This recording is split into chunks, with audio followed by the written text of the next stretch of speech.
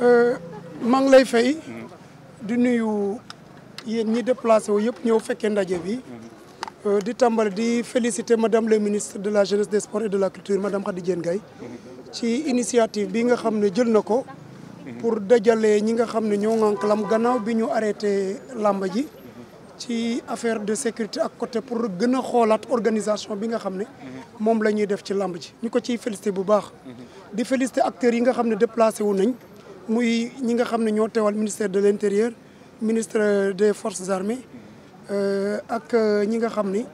ñooy acteuru lamb bu ma nee acteuru lamb mooy les lutteurs les promoteurs mbër yi promoteurs yi managers yi ñoom ñëpp déplacé wu nañ ñu bokk xalaat am na nag ay mesures yu bëri yoo xam ne jël nañ ko pour que lamb ji bu dooraatee rapidement ñu gaaw ñu tënku ci bokk na ci heure bi nga xam ne lamb ji day xaw a yéex a tas mais mesures yi ñu génnee mooy 18h30 gën ko yéex combat bu mag bi war nañ ko siffler ça veut dire que laata 19h ñëpp war nañu tas ba ñibbi parce que bëccëg li ko tax mooy bëccëg sécurité veiller ko bëccëg moo gën a yomb bu guddee pour ñu veiller ko parce que ñi nga xam ne dañ ci raax te bokkuñu ci lamb xëy na loolu mooy indi yenn gàllankoor yoo xam ne pour que waa force de défense et de sécurité bi maîtriser kaaraange nit ñi day xaw a jafe bu dee guddi na moo tax pour defar rek moo taxoon ñu daje fi heure bi dinañ ko saytu ba topp ko mbër yi fi ñuy jaar ba yegg si stade dinañ ci gën a waxtaan ak askanu lamb di ko définir mbër bu nekk fi ñu la tënk nga jaar fa dinañ la koy signifier te di ko xaw a garder parce que comme lamb def di milieu boo xam ne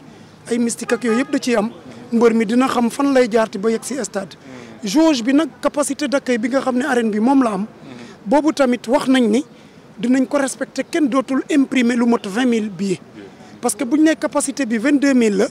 te ñu sóoraale wuñ ñi nga xam ne dañuy am accréditation ñii nga xam ne dañuy am carte laissez-passer kon su boobaa ak li nga xam ne système de défense et de sécurité dañ koy def pour séparer mbër yi loolu boo imprimer 22 000 places day am surplus ci biir moo tax 20 000 billets kenn dootuñu nangu kenn imprimer ko te dinañu am contrôle avant pendant dina am avant et pendant pour xool travailler ak les forces de défense et de sécurité képp ku xam ne fossoyeur nga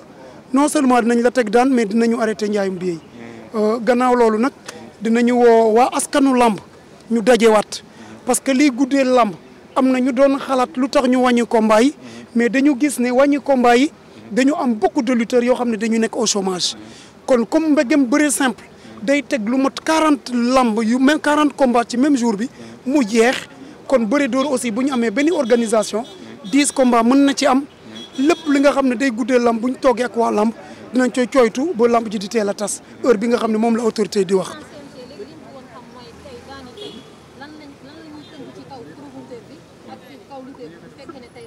loolu dafa am règlement boo xam ne moom mooy doxal CNG muy règlement généraux yi képp koo xam ne am nga licence CNG am na selon faute bi nga def daan yu méngoo ak faute boobu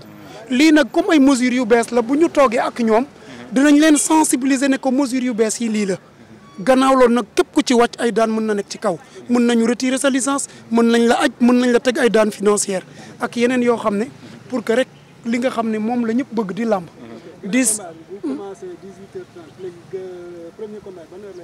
premier combat bi dinañ ko commencé ay 16h 16h lañ koy commencé mais loolu yëpp dinañu toog parce que dañuy xayma dafa am aléa yoo xam ne yëpp day bokk ci làmb dañ koy dugal ci làmb te muy guddee làmb da ngay siffler combat démarrer premier combat deuxième combat grand combat bi yegg si ak retard def fa lu mot waxtu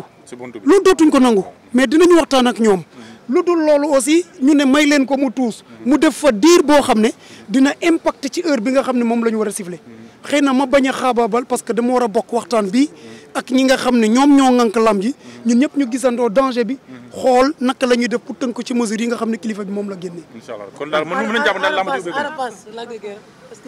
incha allah Ada Fass Lac de Guiers dina am ça dépend ci promoteur bi parce que ndegem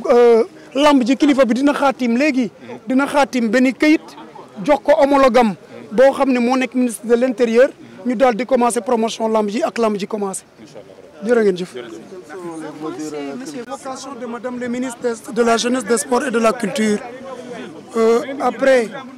dans un contexte où le ministère de l'Intérieur en charge de la sécurité publique avait pris la mesure d'arrêter l'organisation, la couverture de la couverture du service d'ordre pour les événements liés à la lutte. Suite à l'incident qui s'est passé lors du combat du 16 février, et il s'en est suivi mort d'homme. Par la suite, en toute responsabilité, il a pris la responsabilité d'arrêter quand même, en attendant de revoir les formes d'organisation. Aujourd'hui, Madame le ministre, nous le félicitons des sports, nous la félicitons pour l'initiative qu'elle a prise pour faire reprendre les activités en respectant l'organisation et en revoyant en quelque sorte l'organisation des galas de lutte. Ainsi, quelques points ont été retenus en discussion avec les acteurs qui étaient sur place, le ministre des Sports qui a convoqué ses services. Il y a également les forces de défense et de sécurité qui représentent respectivement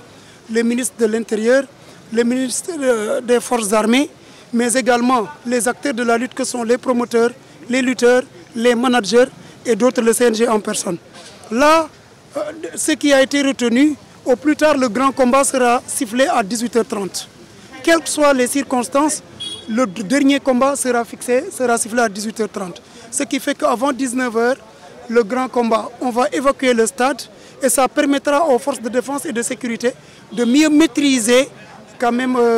la violence qui sévit dans les itinéraires des lutteurs jusqu'aux arènes nationales. L'autre mesure également qui a été prise, c'est la jauge. On n'acceptera plus qu'un promoteur émette des billets qui dépassent 20 000.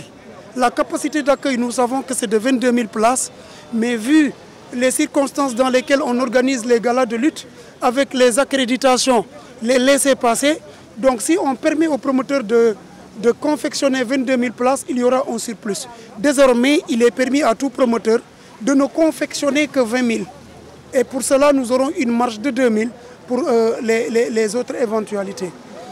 L'itinéraire des lutteurs, les itinéraires seront définis et en réunion d'organisation, en réunion de coordination avec les managers et les lutteurs,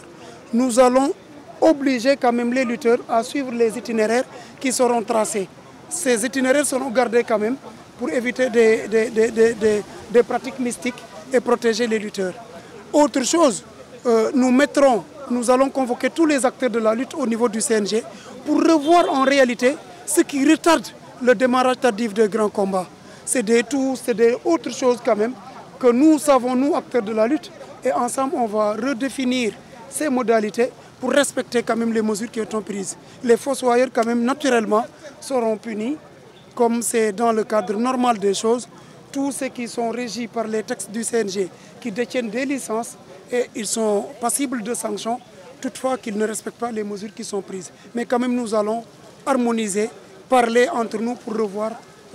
avoir une meilleure organisation. La date précise La date précise, Madame le ministre va écrire un arrêté qu'elle va soumettre au ministre de l'Intérieur et rapidement les compétitions vont démarrer. En tout cas, ça ne va pas tarder. Je ne veux pas aller danser plus vite que la musique, mais elle va le faire dans les meilleurs délais pour reprendre les compétitions. Merci beaucoup. Merci beaucoup. Merci.